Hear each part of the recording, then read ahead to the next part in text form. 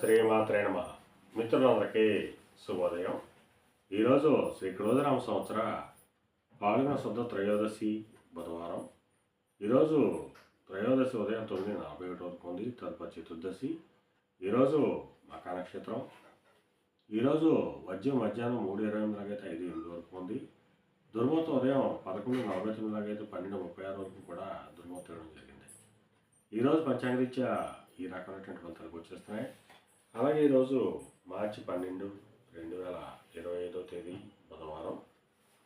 ఈరోజు నక్షత్రమైనటువంటి మకా నక్షత్రం ఎవరికి తారాబలం కుదురుతుందో మనం పరిశీలించినట్లయితే భరణి, కృత్తిక, మృగశిర, పునరసు, ఆశ్లేష, పొబ్బ, ఉత్తర, చిత్త, విశాఖ, జ్యేష్ఠ, పూర్వాషాఢ, ఉత్తరాషాఢ, ధనిష్ట, పూర్వభద్ర, రేవతి. ఈ నక్షత్రంలో జన్మించినటువంటి మా మిత్రులందరికీ కూడా ఈరోజు నక్షత్రమైనటువంటి మకా అనుకూలంగా ఉంటుంది. అందువల్ల ఇప్పుడు చెప్పినటువంటి నక్షత్ర జాతకులందరికీ ఈరోజు శుభకరంగా ఉంటే అవకాశం ఉంది.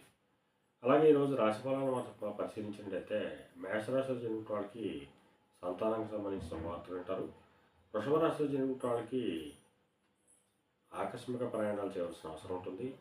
మిథున రాశిలో జన్మించిన వాళ్ళకి పరాక్రమవంతమైన ఆదాయ వనరులు ఏర్పడతాయి. కర్కాటక రాశిలో జన్మించిన వాళ్ళకి ధనాదాయ వనరులు వృద్ధి చెందుతాయి. సింహరాశిలో జన్మించిన వాళ్ళకి ఆరోగ్యం చేకూరుతుంది. కొద్దిపాటి కార్యజయం కలుగుతుంది. కన్యారాశిలో జన్మించిన వాళ్ళకి అనారోగ్య సూచన కనిపిస్తుంది.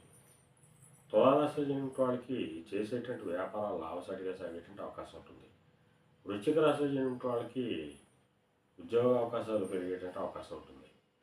ధనుర్రాశిలో జన్మించిన వాళ్ళకి పితరాజస్థానికి సంబంధించి శుభవార్తలు వింటారు. మకర రాశిలో జన్మించిన వాళ్ళకి అనారోగ్య సూచన, ధనవ్యయం కలుగుతుంది. కుంభరాశిలో జన్మించిన వాళ్ళకి కళత్రపూర్వక ధనలాభం కలుగుతుంది. మేన రాశిలో జన్మించిన వాళ్ళకి శత్రువయం కలుగుతుంది. ఈరోజు ద్వాదశ రాశి యొక్క ఫలితాలు ఈ రకంగా తెలియజేయడం జరిగింది. అలాగే ఈరోజు పాండిత్యం ధనార్జన చేసిన వాళ్ళకి అనగా పండితులు కానీ, లాయర్లు కానీ, లేఖర్లకు కానీ, ఆడిటర్లకు కానీ, విలేకరులకు కానీ ఈరోజు ముఖ్య శుభదాయకంగా లాభదాయకంగా అవకాశం ఉంది. అలాగే జీవ సంబంధ వ్యాపారాలు చేసిన వాళ్ళకి కానీ, మత్తుపానీయాలు క్రయ విక్రయాలు చేసిన వాళ్ళకి కానీ, వైద్య రంగంలో ఉన్న వాళ్ళకి కానీ ఈరోజు ముఖ్య శుభదాయకంగా లాభదాయకంగా అవకాశం ఉంది. ఈరోజు పంచాంగరీత్యా ఈ రకమైనటువంటి ఫలితాలకు వచ్చేస్తున్నాయి. అలాగే ఈరోజు బుధవారం.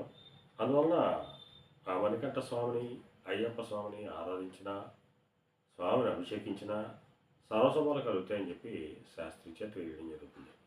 అలాగే మరలా రేపు శుభోదయం కార్యక్రమంలో మరిన్ని విషయాలు తెలుసుకుందాం. అంతవరకు మన మిత్రులందరికీ మరొకసారి శుభోదయం.